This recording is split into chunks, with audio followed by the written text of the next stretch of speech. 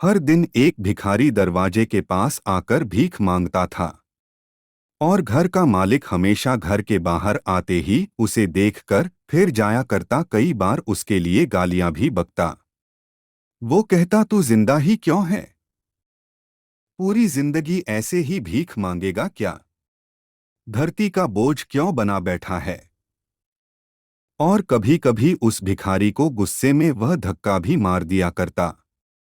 इतना कुछ हो जाने के बावजूद भिखारी के मुंह से सिर्फ यही निकलता कि भगवान भगवान तुम्हारे पापों को माफ करे। एक बार सेठ को धंधे में बड़ा नुकसान होने की खबर मिली। सेठ बहुत परेशान था कि तभी उसके दरवाजे पर वही भिखारी आया। गुस्से में अपना आपा खोते हुए सेठ ने उस भिखारी को पत्थर दे मारा। पत्थर लगने के कारण भिखारी का सर फूट गया और उसके सर से खून बहने लगा।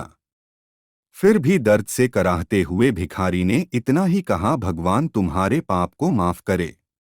भिखारी वहां से चला गया। सेठ सोच में पड़ गए। भिखारी को पत्थर मारा, फिर भी उसने सिर्फ प्रार्थना की। सेठ का गुस्सा शांत हुआ। सेठ का मन शांत हुआ। भिखारी का रहस्य जानने के लिए सेठ ने भिखारी का पीछा करना शुरू कर दिया। भिखारी जहां जहां जाता सेठ उसके पीछे जाता। सेठ ने देखा कि कोई उसको खाना देता, कोई उसको मारता, कोई अपमानित करता तो कोई गाली देता। लोग भिखारी के साथ चाहे जैसा व्यवहार करते, लेकिन भिखारी सबके लिए एक ही प्रार्थना करता, भगवान तुम्हारे पाप माफ करें। अब रात होने को आई थी।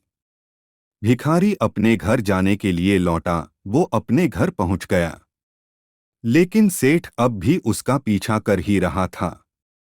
एक पुरानी टूटी हुई खटिया पर एक बूढ़ी औरत लेटी हुई थी। काफी कमजोर और बीमार लग रही थी। वह भिखारी की पत्नी थी।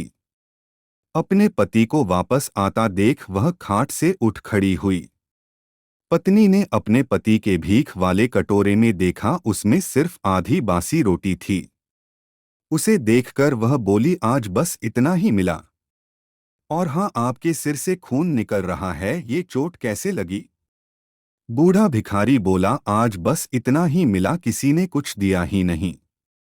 सबने गालियां दी, एक ने पत्थर भी फेंका, इसीलिए मेरा सर फट गया। एक गहरी ठंडी सांस लेकर बूढ़ा भिखारी फिर से बोला, यह मेरे ही पापों का फल है। तुम्हें याद है कुछ सालों पहले हम कितने अमीर थे? क्या कुछ नहीं था हमारे पास?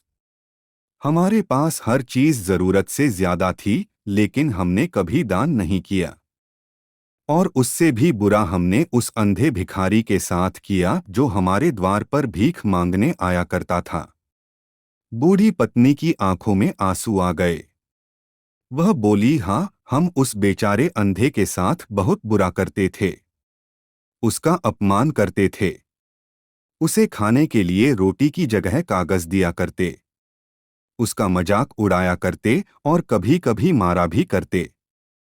मैंने कभी उसको रास्ता नहीं दिखाया। एक बार मैंने उसके मुंह पर मिट्टी भी फेंकी थी और वह हमेशा दुखी होकर यही कहता कि भगवान तुम्हें तुम्हारे किए की सजा देगा।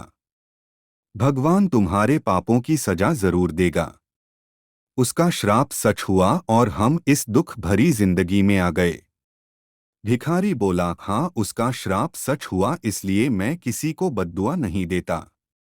चाहे कोई मेरे साथ कैसा भी बर्ताव करे, मैं हमेशा उसके लिए प्रार्थना करता हूँ।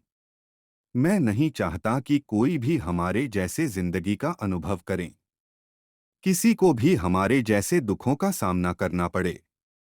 वो नहीं जानते कि वह कितना बड़ा पाप कर रहे हैं, इसलिए अनजाने में हुए पाप की ऐसी सजा किसी को भी मिले, मैं नहीं चाहता। सेठ वहीं पर छुपकर यह सारी बातें सुन रहा था। अब उसे सब कुछ समझ में आ गया था। भिखारी और उसकी पत्नी ने वह आधी रोटी मिल बांट कर खाई और भगवान को धन्यवाद बोलकर सो गए। अगले दिन वह भिखारी फिर से भीख मांगने गया। सेठ के घर के पास जाते ही सेठ ने पहले से गरम रोटियां उसके लिए निकाल कर रखी थी। उसे देते हुए सेठ विनम्रता से बोला, माफ कर दीजिए बाबा, मुझसे बहुत बड़ी गलती हो गई। बूढ़ा भिखारी बोला, भगवान तेरा भला करे। इतना कहकर वह आगे निकल गया। इस कहानी से जो सीख लेने लायक है वह बड़ी ही सिंपल है कि आदमी चाहे किसी के बारे में बुरा कहे या भला करें, लेकिन भगवान सिर्फ कर्म के हिसाब से उसको फल देता है। क्या हुआ अगर भगवान नहीं दिखता है, लेकिन यह बात बिल्कुल सच है, उसके खाते में सबका हिसाब बहुत बहुत पक्का होता है। इसलिए जब किसी के लिए कुछ भी करो तो अच्छा ही करो। दोस्तों, वीडियो अच्छी लगी हो तो वीडियो को लाइक करें और ऐसी मोटिवेशनल स्टोरी सुनने के लिए इस चैनल को सब्सक्राइब करें।